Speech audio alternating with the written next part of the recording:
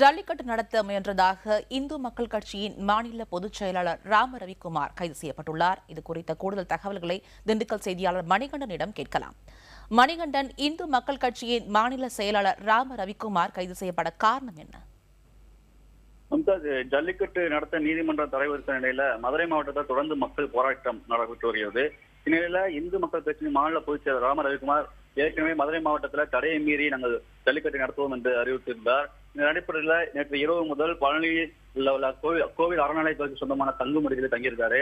இந்நிலையில முன்னெச்சரிக்கை நடவடிக்கையாக மதுரை மாவட்டத்தில் ஏற்கனவே மக்கள் போராட்டம் நடைபெற்று வரும் நிலையில போராட்டம் மேலும் வலு இழக்க செய்யும் வகையிலும் பிரச்சனை ஏற்படாமல் இருக்க இவரை முன்னெச்சரிக்கை நடவடிக்கையாக கைது செய்யும் நோக்கில் போலீசார் அவர்கிட்ட பேசியிருக்காங்க. நீங்கள் உங்களை நாங்கள் வீட்டு காவலில் வைத்து கைது செய்ய உள்ளதாக சொல்லிட்டாங்க.